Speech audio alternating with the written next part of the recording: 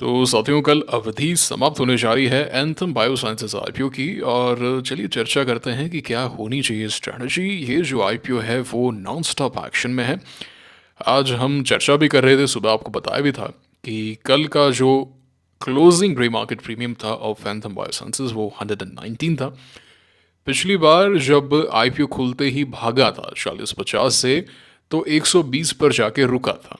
वहां पे resistance face किया था एंड फिर जो है 120 से 80 तक की यात्रा की थी नीचे की तरफ, और कंप्लीट एक्यूमुलेशन था।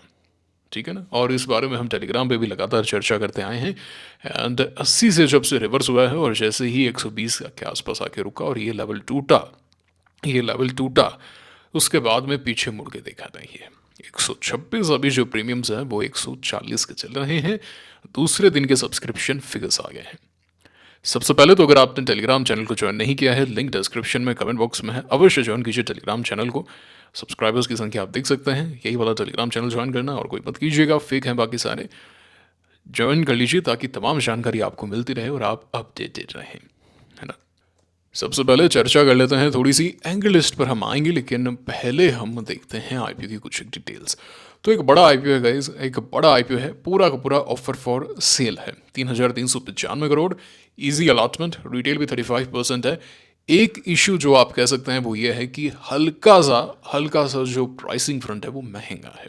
570 प्योर ओएफएस है, और सस्ता रख सकते थे, है ना। पी मल्टीपल आप देख सकते हैं बहुत ज़्यादा है, लेकिन इस पी मल्टीपल पर भी ये आईपीओ काफ़ी पसंद आ रहा है। अगर सस्ता किया होता, 500 के आसपास किया होता या और सस्ता किया होता, तो अभी तो और आग लग चुकी होती प्रीमियम्स में, 250 पार हो चुके होते। बट वो 250 पार होते तो 50% हो जाता वो, है ना। 50% प्रीमियम हो जाते, easy allotment chances, 50% grey market premium. ये वो आईपीओ हैं जहाँ पर आपको फोकस करना है ना। ये स्मार्ट वर्क्स हो गए या फिर ट्रैवल फूड सर्विसेज हो गए, ये वो आईपीओ नहीं है जहाँ पर हमें फोकस करना है।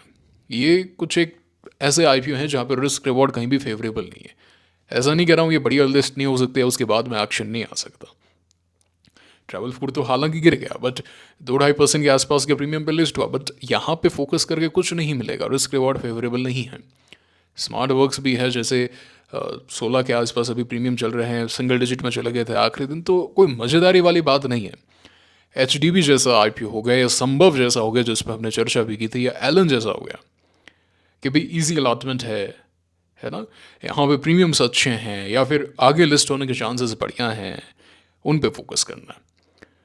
और कुछ एक आईपीओ ऐसे होते हैं जैसे फर्स्ट क्राई था कि भाई लिस्ट के सब पहले तक तो कोई प्रीमियम्स नहीं थे और बाद में एक्शन आ गया, ये कुछ एक ही होते हैं।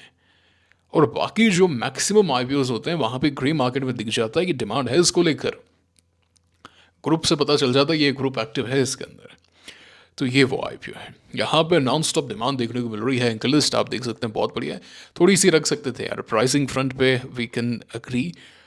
बट देखिए आप, है ना, mutual funds 18 domestic mutual funds ने पैसा लगाया है। तो ये एक बड़ी बात है कि इस आईपीओ का 60% क्लोज टू एंकर इन्वेस्टर्स का 60% जो है वो म्यूचुअल फंड्स के पास में गया है।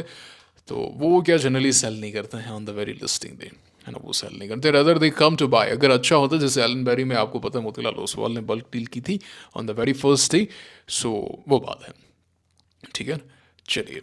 तो ये यहाँ पे बात हो गई एंकल लिस्ट धमाकेदार, हम ऑलरेडी डिस्कस कर चुके हैं। कंपनी के रिटर्न रेशियोज शानदार, डेट टू इक्विटी शानदार, है ना, मार्जिन शानदार, बस एक फ्रंट वैल्यूएशन और कुछ भी नहीं। वैल्यूएशन और सस्ते होते तो और मजा आ जाता, बाकी सब चीज़ें परफेक्ट है। ओके, सब्सक्रिप्शन फिगर्स आप देख सकते हैं, कंपेरेटिवली इजी अलॉटमेंट चांसेस हैं। 12,89,000 एप्लीकेशन ऑलरेडी लग चुकी हैं इन रिटेल कैटेगरी, है ना। ऐसा चेन्नई के अंदर भी आप देख सकते हैं अच्छी खासी एप्लीकेशन सब जगह लगी हैं। 77,684, बिगर चेन्नई में 33,753। कंपेरेटिवली इजी अलॉटमेंट, अब इस पर और ज़्यादा डिस्कशन करने की आवश्यकता नहीं है, आप समझ गए आपको क्या करना है। प्रीमियम्स आप देख चुके हैं, वैल्यूएशन एक फ्रंट है जिसे हम कंप्लीटली नज़रअंदाज कर रहे हैं क्योंकि प्रीमियम्स वगैरह काफ़ी अच्छे हैं, एंकर्स बढ़िया, हर चीज़ बढ़िया है, बार बार अब और रिपीट करने की आवश्यकता नहीं है। ठीक है, तो एंथम बायोसाइंसेज पे कहानी पूरी होती है। मेक श्योर करें कि आप टेलीग्राम चैनल को ज्वाइन कर रहे हैं। उसी के साथ में बाकी आईपीओ पे भी चर्चा कर लेते हैं। एनएस स्टील का आईपीओ अब ग्रे मार्केट एक्टिवेट हो चुका है, रिटेल एप्लीकेशंस खरीदी जा रही हैं। इसी महीने आज से ठीक 8-9 दिन में आईपीओ के आने की बात चल रही है, तो तैयार रहिए। पैसे के साथ में, डीमेट अकाउंट के साथ में। अगर डीमेट अकाउंट नहीं है तो लिंक डिस्क्रिप्शन में है, परिवार के नाम से डीमेट अकाउंट ओपन कर सकते हैं आप, ताकि इस IPO के लिए आप तैयार रहें। फंसेंगे जो लोग अनलिस्टेड में ले रहे थे ना NSDL को, अब पता चलेगा आपको। विक्रम सोलर कौन ले रहा था भाई? है विक्रम सोलर ले रहे थे ना आप अनलिस्टेड में, धमाके कराएंगे, अब देखते हैं आपके धमाके। अब मूव करवा देना, IPO आएगा उसका बहुत जल्द, अगस्त में आने की बात है उसकी, है ना। विक्रम सोलर के IPO आने की बात चल रही है, अनलिस्टेड में लिया है ना। अब देखना HDB में जो हुआ वो सेम चीज़ यहाँ होगी, वारी में जो हुआ वो सेम चीज़ यहाँ होगी। NSDL में देखोगे आप कैसे अनलिस्टेड में जो लेके बैठे हैं वो अपना दुख दर्द जो है वो बताएंगे कि यार हमने ले लिया था वहाँ पे। सस्ता लाते हैं IPO। आपको लगता है कि ले लेंगे तो लाभ हो जाएगा, बेवकूफ़ बना देंगे, आप ही एक समझदार हो है, बाकी तो कोई समझदार है ही नहीं। एनीवेज, दो शेयर होल्डर कोटा IPO हैं। सबसे पहले Brigade Hotel Ventures, parent company है Brigade Enterprises. Are you ready? मैंने यहाँ पे आपसे पूछा तो मैं भी रेडी हूँ, तो मैंने लिख दिया यहाँ पे। एंड हीरो फिनकॉर्प, दोनों की इन्फॉर्मेशन मैं टाइम टू टाइम आपको देता आया हूँ, है ना। आपको पास्ट में दी है, हीरो फिनकॉर्प को लेके भी पहले ही बता दिया था आपको, काफ़ी पहले। सो डिसीजन आपको लेना होता है, ठीक है। तो अभी IPOs काफ़ी सारे आ रहे हैं। ब्रिगेड IPO आने की बात चल रही है, उसी के साथ में श्री लोटस डेवलपर, ये IPO आने की बात चल रही है। और काफ़ी सारे IPO अब झुंड में आ रहे हैं। 31 जुलाई से पहले चाहिए भैया, सबको लिस्टिंग चाहिए। वैसे 30 जून से पहले होता तो समझ में भी आता, बट यहाँ पे 31 जुलाई से पहले नॉन स्टॉप लगे हुए हैं, प्रयास सबके चालू हैं, देखते हैं। मैं तो पर्सनली चाहता हूँ कि थोड़ा डिले हो जाए। आ जाओ यार, NSDL को तो लाना पड़ेगा, उनके पास तो डेडलाइन है और कोई मतलब नहीं है, सरकार की तरफ से डेडलाइन मिलती है इनको। बाकी अगर अगस्त में आ जाए तो बढ़िया हो जाएगा। क्या है कि बढ़िया बढ़िया IPO एक एक करके आओ, जैसे एंथम आ गया, है ना, बढ़िया IPO आ गया। आगे पीछे कोई ऐसा IPO नहीं है जहाँ पैसा हमारा ब्लॉक हो जाए। अब जैसे एलन भी आया या संभव भी आया, तो पैसा तो ब्लॉक हुआ ना, उतना तो हम टारगेट नहीं कर पाए ना जितना हम कर सकते थे।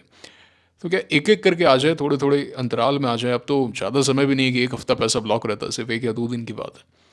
तो उतना भी अगर मिल जाए तो मज़े आ जाएं।